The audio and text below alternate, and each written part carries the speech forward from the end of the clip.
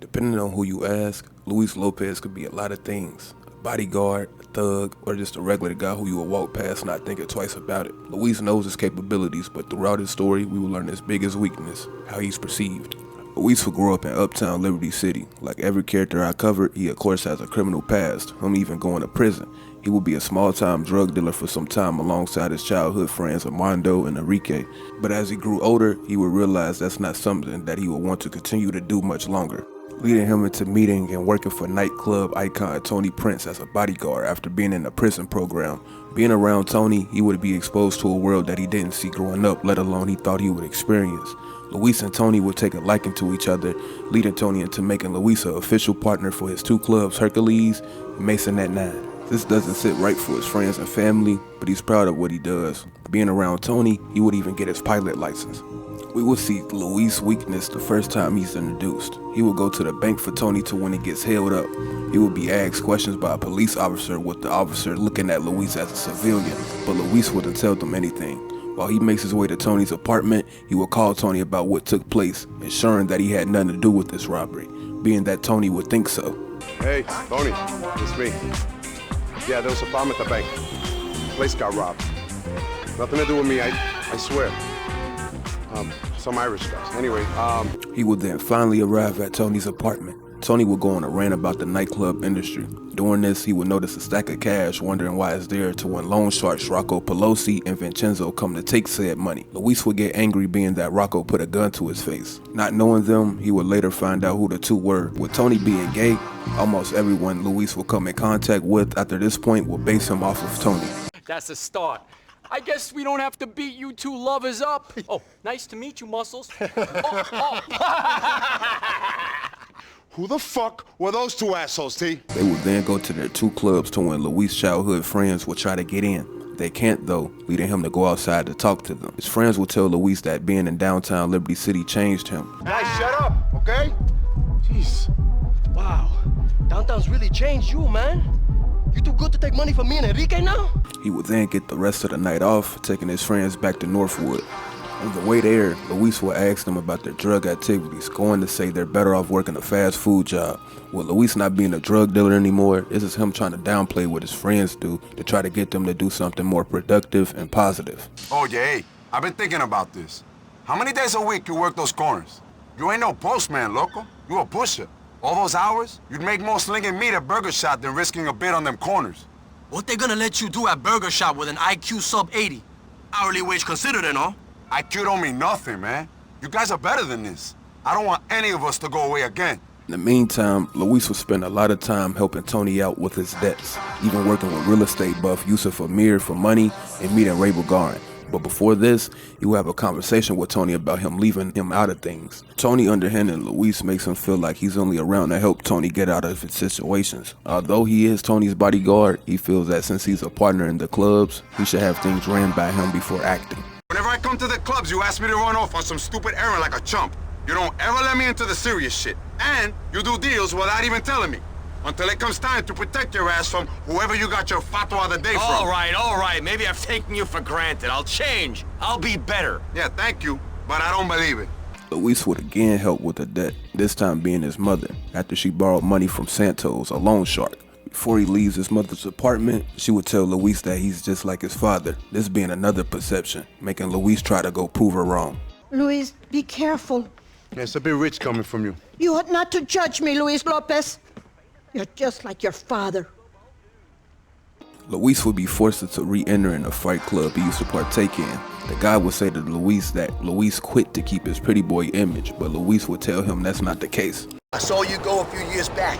Could have been something if you didn't care so much about that pretty face of yours. Thanks, but that ain't the reason I quit. After fighting off his mother's debt, there are two ways this can play out, both showing how people perceive Luis. If you take a dive, Santos would tell Luis that he was there for his mother when he wasn't. But Luis was always there for his mother. She will also imply that Luis is a loser. You got your money. We done. Listen to me. I was there for your mama when you weren't. I think you must have lost some brain cells in that fight. Yeah, if I see you again, I'll kill you, bro. I'm out. I took a dive in that fight for you, mommy. You don't know that guy any more money. What do you mean you took a dive? Do you mean you lost? You claim to be some big shot, and you can't even win a fight for your mama? I lost a fight for you, mommy. I didn't ask you to lose no fight. I did not ask for losers in my family. You know what? Forget about it, ma. Then if you don't take a dive, his mother will feel as Luis thinks he's something he isn't, leading Luis to explain how he is something. This conversation alone shows how upset Luis is when his life gets downplayed. What kind of attitude is that to give your mama? Do you think you're something special? Like some baseball player? Like some gangster? You organize parties, Luis. You're a bouncer? Don't act a big shot with me because I know who you are. Mommy, you don't know me. The most important people in the world come to our clubs, and I look after them. I am something. I'll see you soon, okay? Bye. His friends' feelings toward Luis are the same too. Luis would see Armando handing off drugs to Enrique to when he confronts him about this. Armando saw this as Luis trying to belittle him, but Luis just doesn't want his friends to go back to prison. Luis will also tell them that he could get them a job working with Tony, but as I mentioned, with Tony being gay, for someone like Armando and Enrique, they look down upon this. You want a job, bro? I'll get you a job, man. You know that. Yeah, for sure, man. I want a job sucking some aging playboy's cock. Armando looks at Luis as a sellout. He would imply that Luis abandoned them, saying that they were like family, but Luis would explain that just because they're close doesn't mean he has to do the same things they bonded over when they were younger. I'm sorry, man.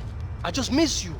Well, maybe I expressed myself coarsely, but we was like family. Oh, yeah, loco, we are family, man. But family doesn't mean we have to live up here slinging dope to a bunch of suburban punks from Alderney. Man, dando complaining about how life could be. We on the doorstep, man. Liberty fucking City. We could run the fucking world, man. Oh, and you running the world? Or you running errands for some ass muncher? Yo, Tony's all right, man. Luis would meet up with Tony to when he is told to drive to the docks with Tony's boyfriend Evan, while Tony is driven by someone else. Luis will ask him why they're going to the docks to when Evan would try to hold out, calling Luis a driver. Being called this will make Luis lose his cool. What exactly are we doing, man? Tell me everything you know. Really? I mean, how much information are you privy to? You're just a fucking driver after all. Yeah, I'm privy enough to know that you're a piece of shit. Now tell me what the fuck we doing right now. Tell me what's fucking happening. What are we doing going to the docks in East Hook? We're buying diamonds, $2 million worth.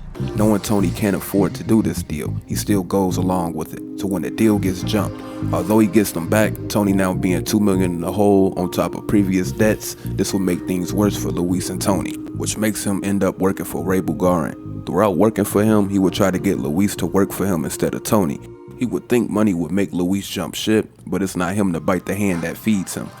I'm glad we have this opportunity to get to know each other, Luis. It is important that one knows those he employs intimately.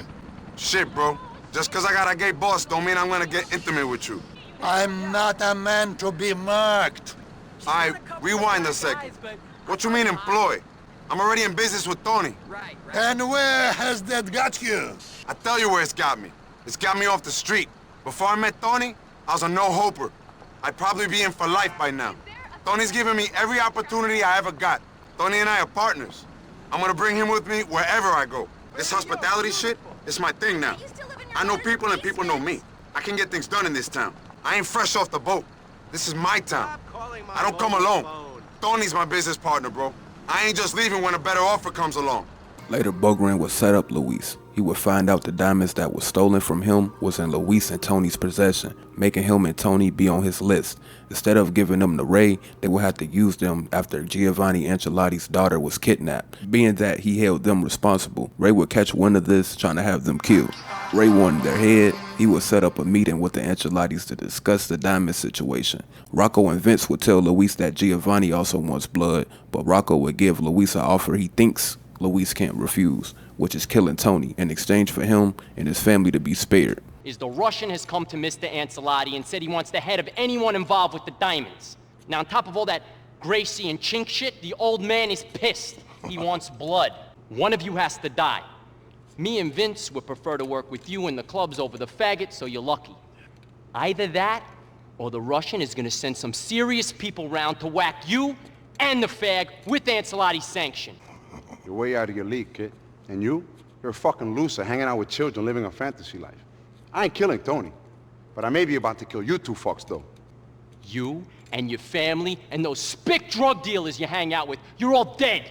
It's your choice. Fuck you! Think about it. I'll be in touch. Luis would meet Rocco, Vince, and Tony at the club to when Luis is ordered to kill Tony. During this, Bogeron's hit squad is on the way. Although Luis thought about killing Tony, it would hit Luis all that Tony did for him, which makes him kill Vince instead, accepting whatever that will come from this. But it's either you or all of us.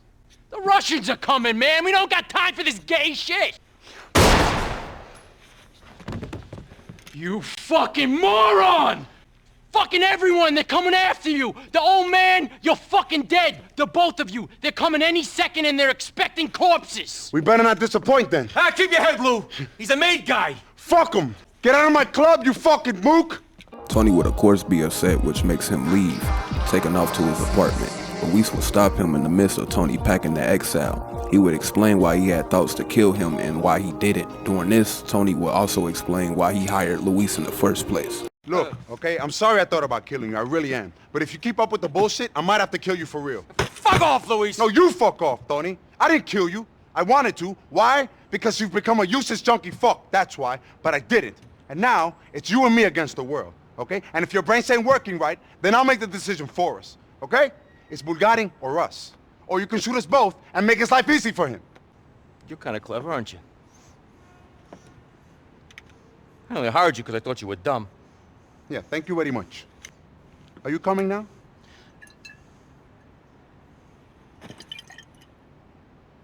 Yes, I'm coming now. Well, let's go, come on.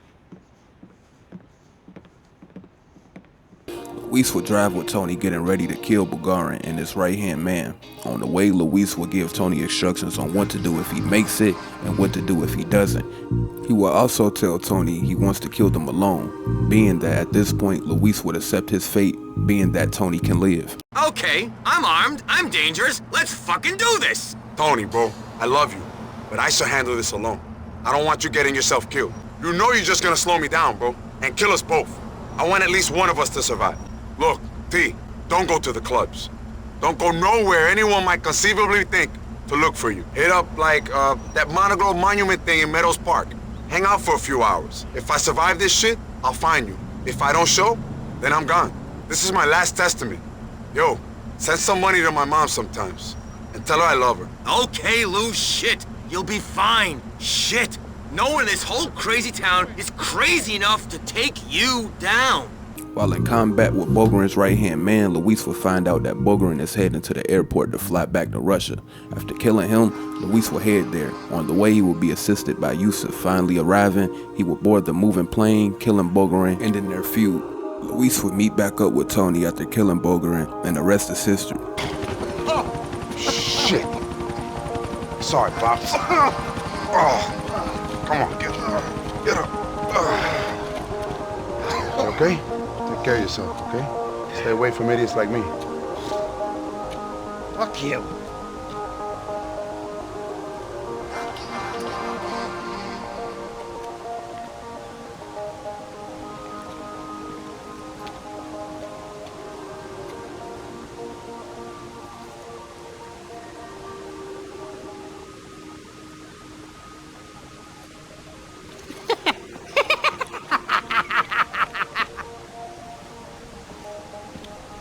You always have to make a scene, don't you? Yeah, I know, it's a real problem with me, you know? I wish I was more like you. Subtle, shy, retiring.